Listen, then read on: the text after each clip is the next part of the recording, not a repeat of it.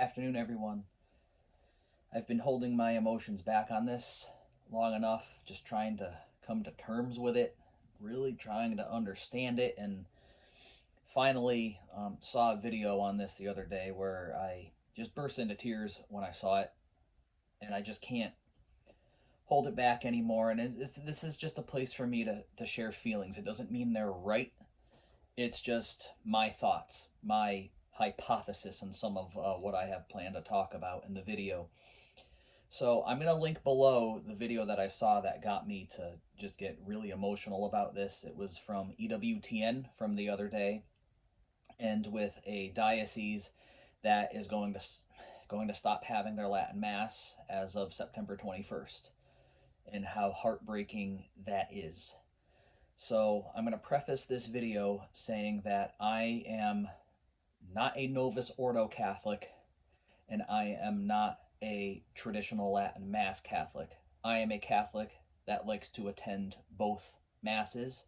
I am in love with both Masses. I have been to far more Novus Ordo Masses because that's what I've grown up with, and that's the main parish that I normally have right now. We have a Reverend Novus Ordo parish. Incense, kneeling on the tongue, and kneeling and receiving communion on the tongue is promoted. Incense is used, and there's a lot of Latin involved in the Novus Ordo form of the Mass. They sing a lot of the aspects of the Mass in Latin. I have a good young priest. He's How old am I? I'm 3 years older than he is. I'm 38, so he's 35, and he knows how to say the Latin Mass. Since uh, pre-pandemic, he would say the Latin Mass multiple times a month. But since the churches reopened, there hasn't been any Latin Mass being said. And since what came out from the Vatican,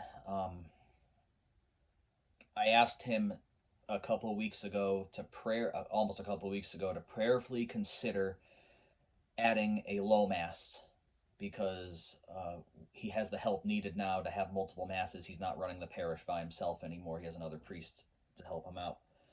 And as soon as I asked him to say that, he says, "We can't. This comes from the higher ups from the Vatican, and we have tried. I have asked the bishop if we can add a Latin Mass, and he has denied it." And we generally have a pretty good bishop. I mean, a lot of people just don't like the way a lot of the church in general, handled what happened with the shutdowns, and I'm in that camp as well. How heartbreaking that was. So anyway, to move on with that, I'm just, even proving to you here, this is my daily missal that I use for Novus Ordo. I bought this back in 2012. Even the gilded edging is wearing off of this. This thing is wearing the heck out. All right, so I've got prayers taped in here, Latin written in there of Anima Christi, how to pray it, St. Joseph prayers I've added into it, and just reference all over the place. And I love doing my daily reading here, and when I go to daily Mass, this is what I use. And that being said, also, I have a daily missal for the Latin Mass right here. All right, and I've been using this a lot. So I have notes of where things are that I can find them. And as I've learned about the Latin Mass, there's the Catholic wife. I don't know if that's her name on YouTube. Her name is Dina. You probably know who I'm talking about. Some of you know who I'm talking about. But I love how she has color-coded the low Mass and the high Mass, and what we do in those times when we celebrate those Masses. So I want that to be the preface to what I'm going to talk about today. That I am not a Latin Mass only person, and I am not a Novus Ordo person only.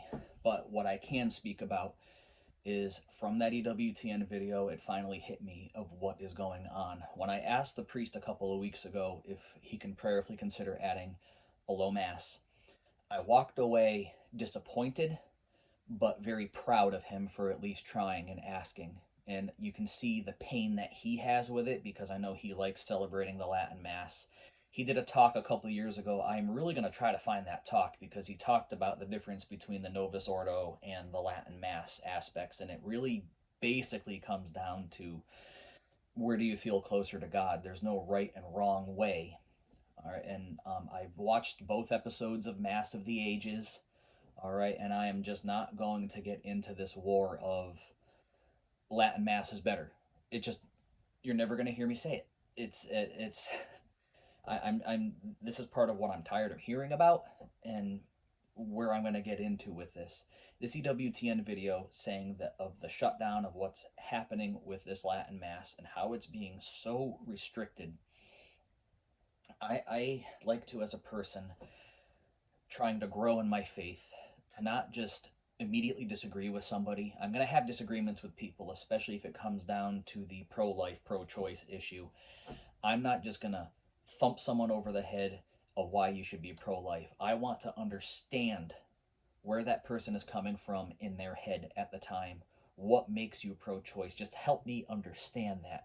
And it's what I'm trying to do with these restrictions over the last year. I am trying to understand, not agree with what the Pope has done, but trying to understand why he's done what he's done. And you're seeing, the way I see it, is we have the high majority of the Latin Mass attending Catholics are caught in the crossfire of a war right now, unfortunately. And this is where my hypothesis comes in. So it kind of just, it's really hard for me to say, because these YouTube viewers that I watch, over where I've learned of the Latin Mass over the time of since the pandemic started, I love these people. I love them a lot because I've learned so much from them. They're theologically deep. You see their love of the Latin Mass, but they throw the digs at the Novus Ordo Mass. And a lot of people rightfully think that's so. It's just, I don't. I reverted back to the faith back in September of 2011. I'm coming up on 11 years back fully in the faith, and it was the Novus Ordo Mass. Coming to learn that is what brought me back. And all of these Protestant converts over, it's the Novus Ordo Mass that they're falling in love with. And some, Shia LaBeouf, recent interview with him converting to Catholicism. Latin Mass is deeply profound for him. It helped him with his conversion process. But people have conversion process with the Novus Ordo Mass, and this is where we start running into some issues. Like, as much as I love Dina and her teaching me how to use the Roman Missal in here, and as much as I love Taylor Marshall and how he taught me where he likes to put the bookmarks in the Roman Missal, and he even taught how to put knots at the bottom of them so that they don't fray. And he has a great video explanation on what's happening during the Latin Mass. I even have a book downloaded on my Kindle of the Latin Mass Explained. It's great. It's fantastic. It's when we get into the insults of the Novus Ordo, and this is where my hypothesis comes in, of this is where we've run into a problem. So, Pope Francis, trying to get into his mind here. All right, let's make it clear. Not every pope is perfect, okay? John Paul II kissing a Quran. What the heck's that all about? Benedict XVI, seemed a little dry, a little morbid to some people, too stoic, but he was a theologian. He's written some brilliant books on Jesus of Nazareth, and it's just really more of a feeling with him. I mean, I have to study Pope Benedict some more, but what I've read of his is it's very powerful, profound stuff. Pope Francis, I think he's done some of the best stuff ever, with the Year of St. Joseph being one of my favorites, the Year of Mercy that he instituted, and having all parishes open up confessions every single Monday night during the Year of Mercy, the Jubilee Year of Mercy, and living poor, trying to live in not in papal quarters, but living amongst the poor, and also there some other things in there that have been just the consecration to Russia, consecration of Russia. And then it just feels like all of his critics, no matter what, if Pope Francis even does something remotely good, you're going to look into, I'm going to be skeptical about that. And it's like, what is there to be skeptical about the Year of Mercy and about the Year of St. Joseph and about a consecration to Russia? It's wonderful trying to unite people together to try to ask the Blessed Mother to pray and consecrate to her Immaculate Heart. And some are, it didn't work, and he didn't follow the conditions. It's the closest we've ever come, if that's the case. It's the closest we've ever come to a consecration of Russia. But me trying to agree with this Latin Mass restriction will never, ever, ever happen. He has basically wounded a great number of people, a great number of people. And I'm trying to understand while I'm not agreeing. And what this comes down to basically is my hypothesis is that I think the rad trads, because he says in his letter, you'll see in the EWTN video, it'll bring you up to speed if you watch that link, that he thought that the radical traditionalists are too they're separating too much. They're causing division. They're causing strife, and it's too rigid. I mean, and the last I checked, rigidness is not a sin in the Bible.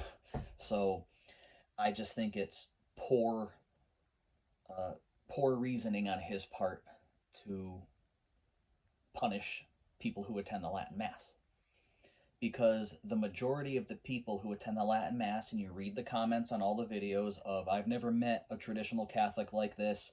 My church has my Latin Mass, and my church people don't insult the Pope. They agree that Vatican II was completely legitimate and everything like that. But the problem is just seeing comments from what Pope Francis is talking about. I still don't think it's a good enough reason to restrict the Latin Mass. It's um, from what I understand, you should be turning the other cheek if anyone's insulting you about it. But I'm seeing though, like, all right, I love Taylor Marshall. Dude is brilliant. I have his infiltration book right here. I mean, he has a title involved right here, The Problematic Teachings of Pope Francis. It's in there. And he's got a picture of that his son took of him handing this book over to Pope Francis and shaking his hand with a big smile on his face. So I'm just trying to put myself in Pope Francis's shoes here. Whereas if I met somebody and he's smiling at me and says, "Here, read my book," and then I open up to a chapter that says "Problematic Teachings of Pope Francis," it wouldn't surprise me if that would rub him the wrong way. Whether the statements that he puts in here are true or not, it's going to be an immediate, I'm being attacked. There are radical things happening now. And you have to see also, I've read comments where people say, I drive an hour to Latin Mass and an hour back. And like for me, for example, my Latin Mass is 25 minutes from my house. There's some traffic problems. The kids, not the biggest fans of the Latin Mass. They prefer the vernacular where they can understand what's being said. And they're 6 and 7 years old. But I want them to be exposed to something deeper that is more reverent than what we're used to seeing. Because when you go to the Latin Mass, women are veiled. People tend to be dressed up better. And one of the best arguments that I've heard for the Latin Mass, which I am not going to deny, is that there will never be an abuse in that Mass. It's sacred. We're not going to see priests putting things on inflatable pool floats saying Mass, or just saying it in an irreverent way, or these dances that happen. I mean, they have Novus Ordo watches of things that are just not supposed to be happening, like in Chicago, and that breaks my heart completely. But I've never witnessed it personally, but I am seeing it on video, and I'm going, what the heck is going on? And then people are saying, well, Pope Francis is cool with this way of doing Mass. I mean, I don't know. I'm not in Pope Francis's head, and people are just getting into the modern. I'm not going to go into that. This is just my hypothesis of things like this being said. Like, I go 100 miles, I'll go an hour to go to my Latin Mass. And I've seen the comments of, I will never attend the abomination of a Novus Ordo Mass ever again.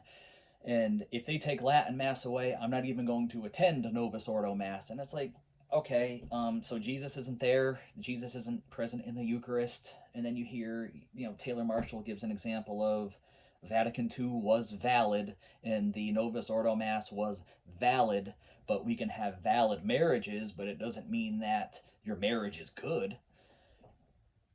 I'm looking at the Novus Ordo Mass because I converted with that Mass. And if you go through a biblical walk of the Mass, it's all biblical. It's right there, and it's Jesus in the Eucharist. If it's said correctly, the way it's supposed to be said, it converts people. It converted me. It's the gospel message, Old Testament, New Testament, Psalms, gospel, sacrament. heaven meeting earth, it's there. It's there. So when people are going to say, I will never attend a Novus Ordo Mass again, even if they ban the Latin Mass, I'm just, why? You're throwing Jesus away. Jesus, Peter says, you have the words of eternal life. Where else am I going to go? And if that's what happens, that's where I'm going to go. Jesus is at both Masses. It just really literally comes down to subjective. If you feel better going to the Latin Mass, go to the Latin Mass. If you feel better going to the Novus Ordo Mass, go to the Novus Ordo Mass. It is not sinful to attend a Novus Ordo Mass. It is not sinful to attend a Latin Mass. We have a small fringe of traditional Catholics and really people that are angry with traditional Catholics on the Novus Ordo side butting heads with this, and it's not a good thing. It shouldn't matter. And I'm just saying, if the Pope is getting rubbed wrong on this and he's saying, it's the extreme stuff and it's divisive, I understand where he's coming from with it, but I don't agree with the way he's going about it. That's what it pretty much comes down to. And it pretty much, we're going to put it this way. I've had to take a break from Taylor Marshall because it just seems to be every video he has, how is he going to bash the Pope this time? How's he going to do it this time? After watching the video, and then Church Militant too, if you look on my favorites, you're going to see Church Militant favorite videos of mine, Taylor Marshall favorite videos of mine. These guys are awesome. But it gets to a point where right now, if I'm watching their videos before I go to bed, that's normally the time when I get to listen to the news of the day and see what's going on. I'm going to bed very anxious, in a bad mood, and very worried. And feeling guilty also for not being a person who goes to Latin Mass only. That's some dangerous stuff right there. And I know that if I'm feeling anxious and feeling scared and feeling angry all the time, those are not fruits of the Holy Spirit. There's no peace, there's no love, there's no patience in it. It's just getting worked up and frazzled very, very easily. And then the funny thing is, I'll read like Word on Fire Bible by Bishop Barron, and boy, people have had a fun time with him, making fun of him with the whole, hell is empty and dare we hope. He came out with a video recently because he confused me on this, and it was very scary. You're listening to Taylor Marshall's commentary on it and any other commentary on it. Bishop Barron had a talk of how many will be saved recently. I'll link that below if I remember. And he clarified it for me, and I'm pretty much cool with what he says. And in the comments, people are still disagreeing with him, but he even brings up he has read other people's commentary on what he has said, and he clarified things with that. So, point I'm making is, I'll read this. I read this Word on Fire Bible. It's the Gospels. I read this during my Exodus 90. There are 89 chapters in the Gospel, and I read one every single day with all the commentary, the artwork, and everything in here. It's a great Bible.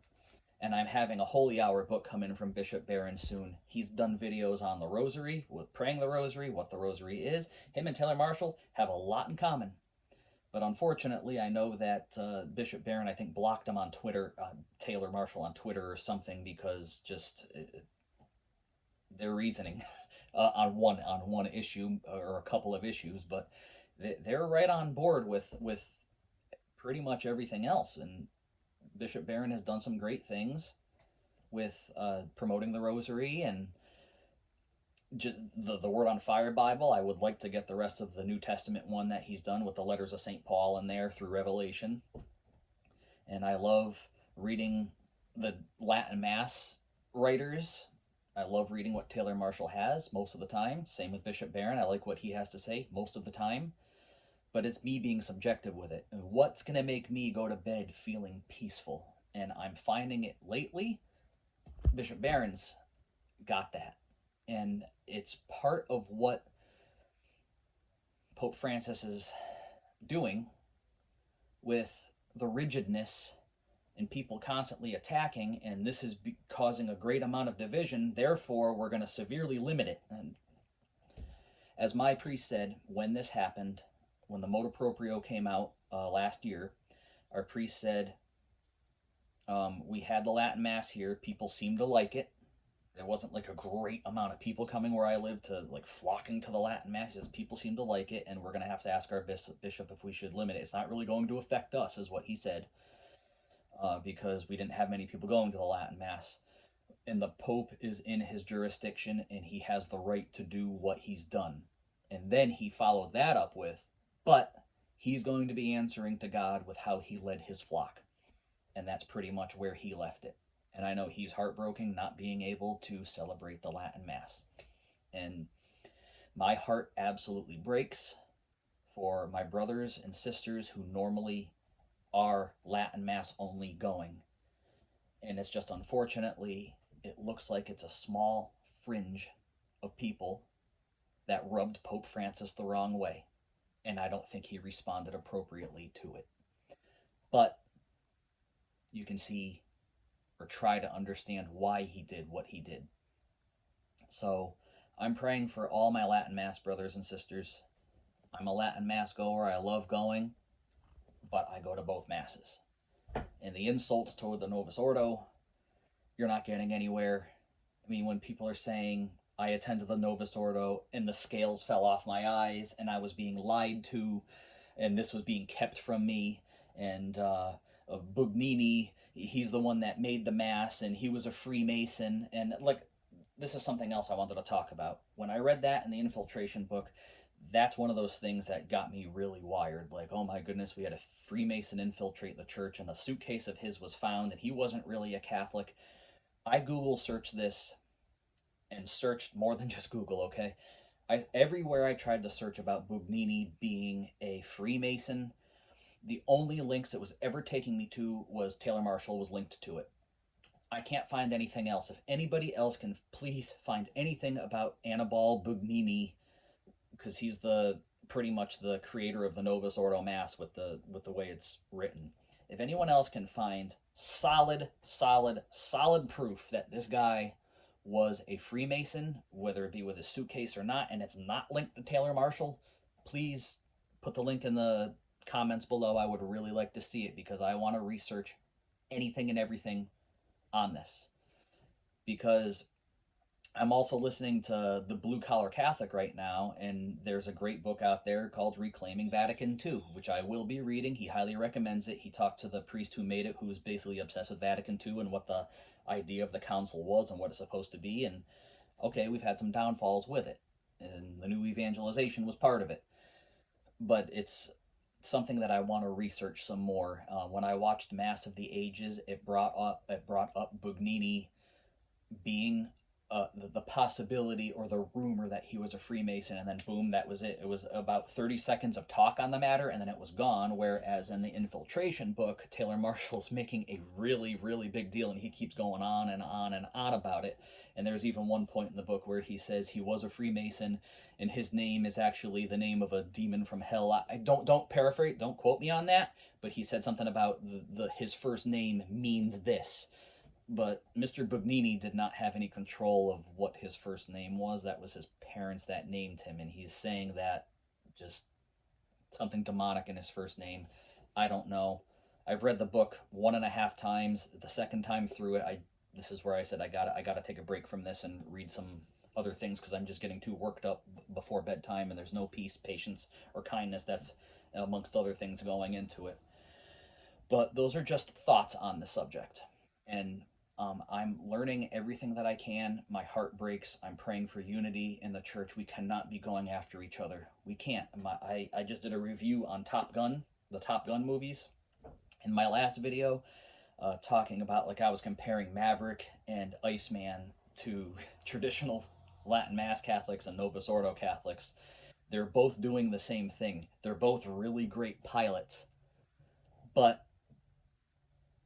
it took a while for them to. Iceman wanted what was best for Maverick, and he was trying to teach him. And Maverick was kind of doing his own thing, but he was really good at what he was doing. And it took until the end where they got together and they became, the wingman of one another and started working together with it. And that's how I see that we have to start putting the differences aside, because I think those differences are what caused the Pope to make the decision. And it was a small fringe that overstepped. And I'm going to say it again. Does not mean they are wrong, but I understand why Pope Francis is feeling the way he's feeling, but he responded a way I wouldn't have responded. So I'm just praying for our next pope to lift these restrictions whenever that pope may be. We have to pray for our current pope. As Taylor Marshall says in his videos, you got to pray the rosary every day or you're not on the team. I love Catholic mom, or the Dina is her name. I just can't think of the name of her channel right now. Got a and Church Militant and Taylor Marshall. I thank you guys all for what you do. I really, really do. You've taught me an immense amount about the Latin Mass, but I've had to take a break because I can't go to bed feeling wired and angry all the time. So I'm still just reading material to learn about the Latin Mass instead of listening, because the listening is I'd rather read on the lives of the saints and what do they say, and it's bringing me a lot more peace. And I know that the rosary every day is so important. And the difference is, don't turn it into Democrat, Republican. Don't turn it into pro-choice, pro-life. We don't need this happening between Latin Mass Catholics and Novus Ordo Catholics. This EWTN video that I'm linking, I don't know how accurate the statistic is, but it says that Latin Mass Catholics make up less than 1% of the Catholics that attend Mass on Sundays in the United States, and only about 150,000 go to the Latin Mass.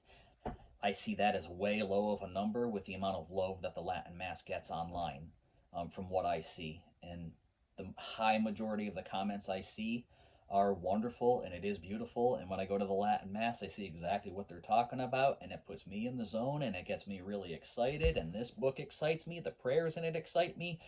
Looking at the Latin excites me, with it being a universal language of the church, not an old ancient dead one. But they're just both sides of the issue that I disagree with people on both sides.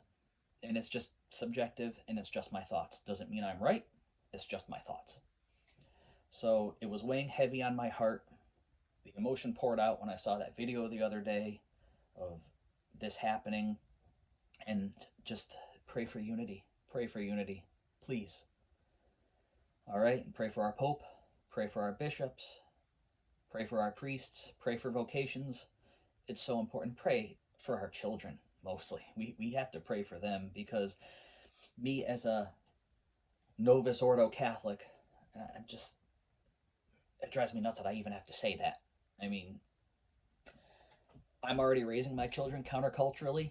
I mean, this channel is made for people with Catholic children, and trying to share my feelings with dads and moms who have the same feelings that I have with the challenges that we face as parents.